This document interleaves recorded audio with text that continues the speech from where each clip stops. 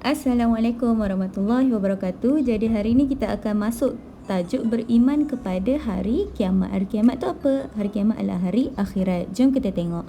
Okey, yang pertama, pengertian hari kiamat adalah hari kebangkitan semula. Kebangkitan semula manusia dan jin selepas kehancuran alam ini, dan pada hari itulah Allah menghitung segala amalan baik dan buruk semua makhluk. Okey, jadi kita ni sekarang hidup dan akan dimatikan dan akan dihidupkan lagi sekali untuk bertemu dengan hari akhirat nanti. Okey, jadi hukum beriman adalah wajib. Okey, ada dua peringkat hari kiamat. Yang pertama adalah peringkat apabila sangkakala ditiup dan hancur seluruh makhluk, bumi dan seisinya serta alam ini. Okey, itu sangkakala pertama yang ditiup. Peringkat kedua adalah sangkakala kedua ditiup, dibangkitkan semua makhluk untuk dihitung amalan mereka di padang mahsyar sebelum diletakkan di syurga atau neraka. Peringkat pertama adalah peringkat kehancuran, manakala peringkat kedua adalah peringkat untuk dihisap, dihitung amalan. Okey, tanda-tanda hari kiamat ni terbagi pada dua. Yang pertama adalah tanda-tanda kecil, yang kedua adalah tanda-tanda besar. Tanda-tanda kecil antaranya adalah pertama, wanita lebih ramai dari lelaki. Yang kedua, banyak berlaku pembunuhan dan maksiat semakin berleluasa. Yang ketiga, Baitul Maqdis ditawan. Yang keempat, banyak bangunan pencakar langit telah dibina. Pencakar langit ni maksudnya bangunan yang tinggi-tinggi. Yang kelima, kematian ramai ulama. Dan ada lagi banyak lagi tanda-tanda kecil hari kiamat. Manakala tanda-tanda besar ni dia akan keluar bila memang dah hujung-hujung, memang dah nak dekat sangat dah ni kiamat ni, pintu taubat pun dah tertutup. Okey, antaranya adalah ingat kata kunci 3M, 2K, 1T dan 1A. 3M yang pertama, M pertama, matahari terbit dari barat. M yang kedua, muncul. Siapa yang muncul? Munculnya Imam Mahdi. Yang ketiga, M ketiga, muncul Ad-Dajjal, iaitu makhluk yang akan sesatkan manusia. Okey, yang kedua adalah ingat 2K. Apa K ni? Keluar apa? Pertama, keluarnya Dabbah, iaitu binatang dari bumi. Yang kedua, keluarnya Ya'juj dan Ma'juj. Okey, seterusnya kata kunci 1T. Apa T ni? Turun. Siapa yang turun?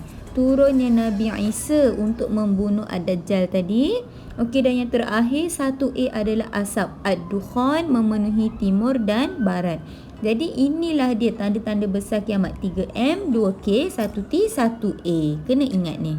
Kita tengok pula nama-nama hari kiamat. Ada banyak yang kita kena tahu. Okey, antara 10-nya adalah yang pertama, Yaumus Sa'ah, iaitu hari masa atau hari yang datang secara tiba-tiba. Yang kedua, Yaumul Ghashiyah, iaitu hari huru-hara. Yang ketiga, Yaumul Waqi'ah. Ada dalam ayat Quran ni, ada surah. Hari kejadian atau yang pasti berlaku. Yang keempat, Yaumul Qari'ah. Ada dalam surah Al-Quran juga, iaitu hari menggemparkan ataupun keributan. Yang kelima, Yaumul Zalzalah, iaitu hari kegoncangan ataupun gegaran. Selain dari Yaumul Zalzalah ni, Yaumul Zalzalah ni famous dalam soalan-soalan UPKK. Jadi kita tengok apa lagi hari-hari yang famous. Okey, seterusnya adalah Yaumul Ba'si, iaitu hari kebangkitan. Yaumul Hashri, hari perhimpunan. Yang ke-8, Yaumul Hisab, hari perhitungan. 9, Yaumul Jaza, hari pembalasan. Dan yang terakhir adalah Yaumul Akhirah. Kalau kita tengok yang sebelah kiri ni, ini banyak keluar dalam soalan UPKK, termasuklah Yaumul Zalzalah. Okey, kenapa Allah ciptakan hari kiamat ni? Jadi kita tengok apa tujuan dia. Yang pertama adalah bukti kewujudan Allah. Yang kedua, untuk kita tahu alam ini tidak kekal dan akan musnah.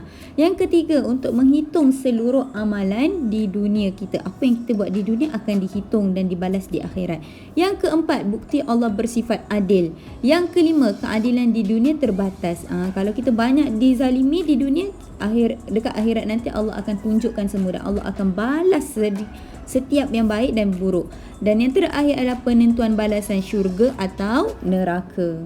Selepas kita dah tengok apa dia tujuan Allah ciptakan hari kiamat, kita tengok pula apa dia kesan-kesan beriman pada hari kiamat. Yang pertama, untuk meningkatkan keimanan kita kepada Allah. Yang kedua, supaya kita bersedia menghadapi kematian. Yang ketiga, supaya kita taat kepada perintah Allah. Dan yang keempat adalah untuk memberikan jiwa yang tenang dan tenteram. Baiklah, sekarang Ustazah akan kupas contoh-contoh soalan-soalan UPKK yang pernah keluar sebelum ni. Jom kita tengok. Kita mula dengan tahun 2015. Okey, ada satu soalan objektif. Soalannya, apakah tanda-tanda besar hari kiamat? Okey, kita dah tahu 3M 2K 1T 1A. Okey, nombor 1 keluar Ya'juj dan Ma'juj. Betul.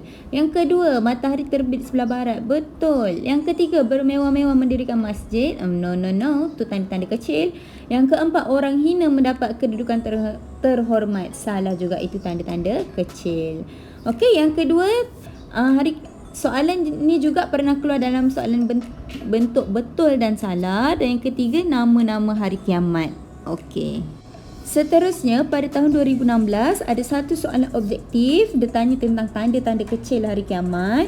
Yang kedua, ada pula soalan isi tempat kosong. Okey, tengok nombor soalan 22. Alam ini tidak kekal dan pasti binasa, jawapannya.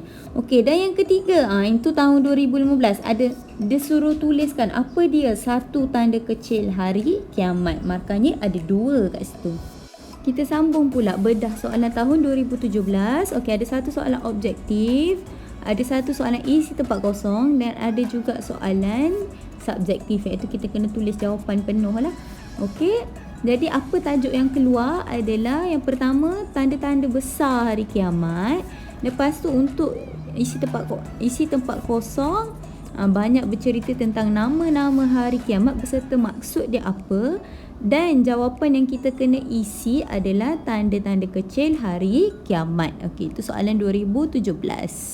Manakala untuk soalan tahun 2018, dia tanya tentang apa dia hukum beriman pada hari kiamat.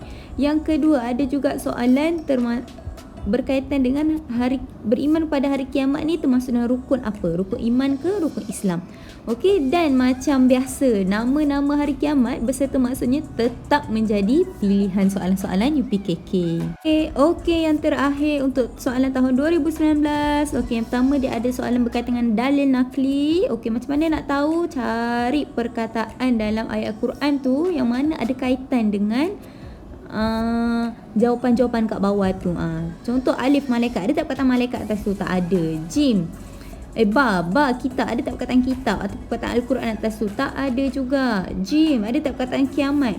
Perkataan kiamat tak ada Ustazah, tapi ada nama hari kiamat iaitu akhirah. Jadi jawapan dia adalah Jim. Seterusnya ada juga soalan apa pengertian maksud nama hari kiamat. Lepas tu untuk soalan subjektif pula, kita ada dia suruh senaraikan tanda-tanda kecil hari kiamat. Soalan bawah dia tanda-tanda besar pula, tanda-tanda besar hari kiamat. Dan soalan terakhir yang masuk adalah tuliskan 4 nama hari kiamat. Jadi tanda-tanda hari kiamat dan juga nama-nama hari kiamat adalah soalan yang sangat famous. Nak tak nak awak kena hafal dan hafal. Okey, itu sahaja. Tahun 2020 ada tak Ustazah? Tak ada. Maka dengan itu tamatlah sudah video Ustazah hari ini berkaitan dengan beriman pada hari kiamat. Jadi kita jumpa lagi di tajuk akan datang. Assalamualaikum warahmatullahi wabarakatuh.